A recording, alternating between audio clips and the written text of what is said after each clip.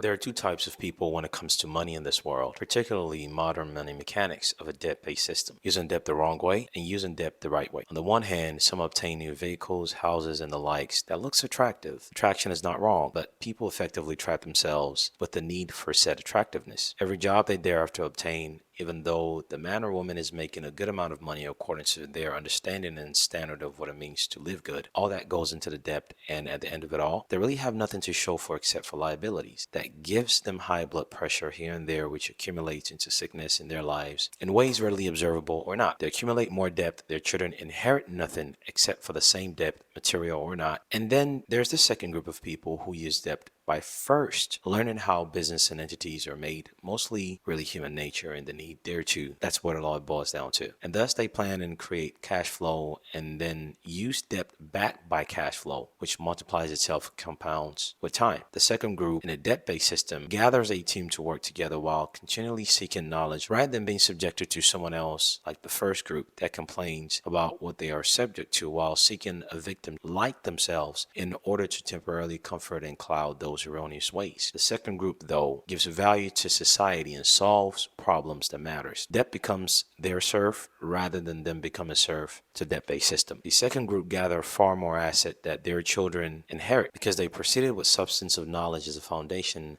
and thus are able to be the cause rather than responding to the effect. But where does the demarcating line begins for these two? The line of demarcation begins in the formal education system that grooms people to be serfs, that grooms people to sit there, follow orders, and merely react. The longer you become the effect of a cause created by a dynamic that cares not for your growth of any kind, the more someone else will keep using you as a tool. And those grooming grounds called nursery school, primary school, secondary school, depending on where you are, in some cases, grade school, middle school, high school, college, university. These establishments work well for some, but not without some serious psychological side effect. These institutions are like taking the strongest drugs that provide you a promise of a good night rest. But there's a side effect that you will perpetually remain asleep and never wake up. These groomers provide the first group of people the badge of honor that, hey, it is all right to be properly groomed as a serf, as a battery for someone else, with an enterprise which requires labor in order to raise capital. So therefore, you think to yourself, it's all right for you to continue being one because someone has given you a pat in the back by using labels, titles, and buzzwords. And it feels just fine because you've been told it is all right to be just that. This, my friend, is called hypnosis. Some people realize that they're being groomed to be the effect rather than the cause, so they start to really figure out how reality of this thing works. Now, there are a few exceptions here and there. Some of those exceptions are nevertheless people who are groomed by the formal education system, but with prior conditioning at home that reduces the effect of the hypnosis.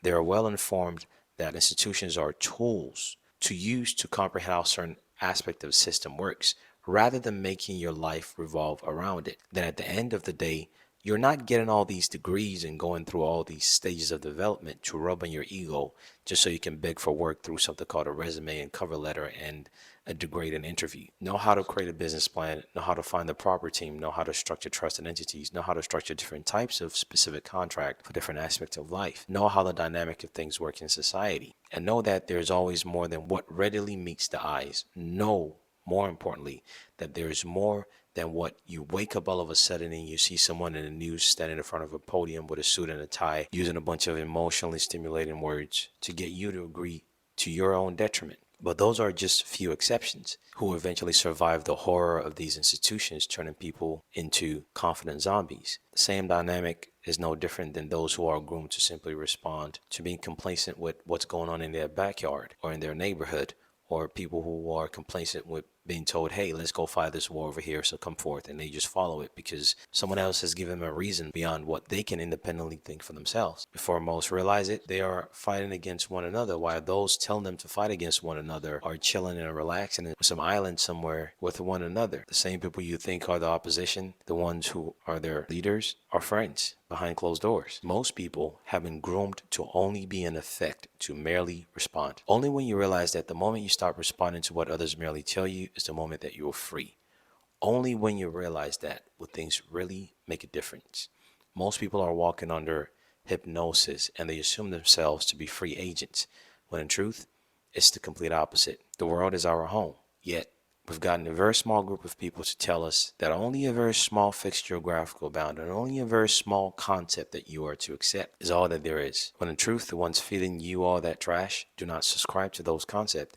They see, behave, and treat the entire earth and every aspect of life as theirs, contrary to what they condition others to believe and accept. Therefore, there's this belief that, hey, if we tell you to go fight and kill others and hate others, you must do so. Because, well, look, you have this small box and this concept to hold on to that we've given to you and defined for you in ways that you don't even realize it, because we've given you this understanding also that you're in control when in truth you're not. What a naive way to live life. And even worse, most people get groomed while they're at it to be a serf to a debt-based system created by the same people who tell them to sacrifice their life based on a small box and a small concept they exist in. Wake up.